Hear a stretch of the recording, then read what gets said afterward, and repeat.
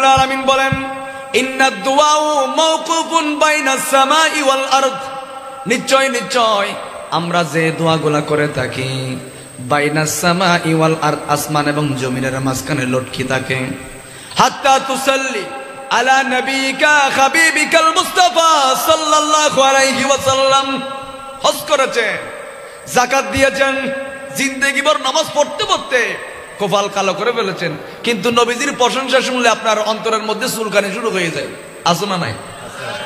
জিন্দেগি ভর হজ করলেন, আর হুজুররা বলে খবরদার হজ করবা ঠিক আছে, জমজমের পানি আনবা, খেজুর আনবা, মিনা মুজদালিফের মধ্যে সায়ের করবা, খানায় কাবার চারিদিকে ঘুরবা, খবরদার মদিনা শরীফের মধ্যে যাওয়া যাবে না, আছে না নাই?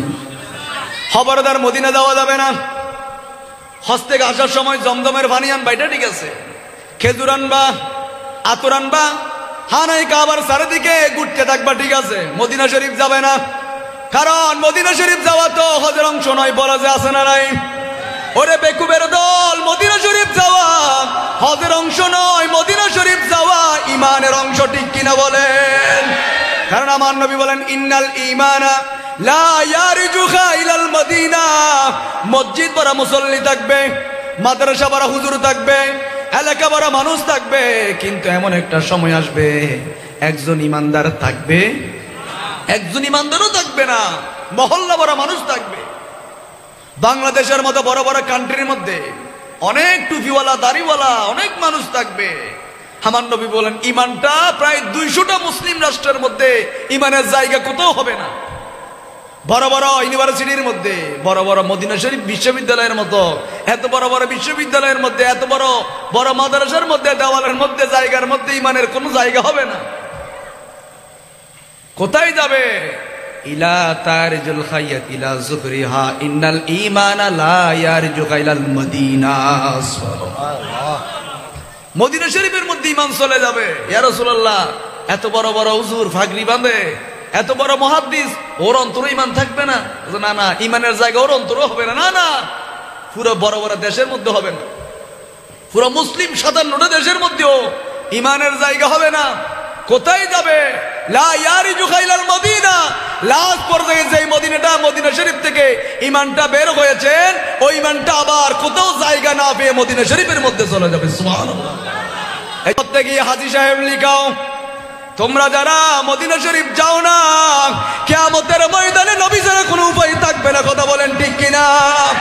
কারণ ওই সময় সাবাতুন ইউজিল্লুকুমুল্লাহু ফি জিল্লিহি ইয়াওমা লা জিল্লা ইল্লা জিল্লু, যেই দিন আরশ আযীমের ছায়া ব্যতীত কোনো ছায়া থাকবে না। ওই সময় আমার আপনার নবী রহমাতুল লিল আলামিন, যেই সময় সবার জিকির হবে ইয়া নফসি, আরো জোরে বলেন ইয়া নফসি। আদমের জিকির হবে ইয়া নফসি। সকল নবীরা বলবে আমরা কেমনে বাঁচবো, সকল নবীর উম্মতেরা বলবে আমরা কেমনে বাঁচবো। আমার নবী বলেন ওই দিনটা এমন হবে, নিজের গামগুলা বের হয়ে হয়ে নাভি পর্যন্ত গাম হবে, পানি হবে, নিজের গামের মধ্যে নিজে সাঁতরাতে থাকবে। এমন হবে মা ছেলেকে পরিচয় দিবে না, ছেলে মাকে পরিচয় দিবে না, স্ত্রী স্বামীকে পরিচয় দিবে না, ভাই ভাইকে পরিচয় দিবে না। ঠিক কিনা বলেন? পৃথিবীর মধ্যে মায়ের মা বাবার সম্পর্কের উপর তো কোনো সম্পর্ক নাই, ভাই ভাইয়ের উপর সম্পর্কের উপর কোনো সম্পর্ক নাই। কিন্তু ওই সময়টা এমন হবে, আম্মা জান মায়েশা সিদ্দিকা রাদিয়াল্লাহু তাআলা বললেন, নবীজি আপনি যে কিয়ামতের আয়াতগুলা বর্ণনা করতে লাগলেন, নবীজি সাহাবায়ে কিরাম কেউ বেহুশ হয়ে যাচ্ছেন, কেউ কান্না করে করে হুঁশ হারিয়ে ফেলছেন। নবীজি কিয়ামত কেমন হবে, নবীজি কিয়ামতের দিন কেমন হবে? আমার নবী বললেন, ও আয়েশা তুমি কিয়ামতের কথা জিজ্ঞেস করছো, কিয়ামতের দিন ওই মানুষগুলো একবার যে আরশ আযীমের দিকে তাকিয়ে বলবে আল্লাহ আমারে বাঁচাও, আল্লাহ আমারে বাঁচাও, আল্লাহ আমারে বাঁচাও।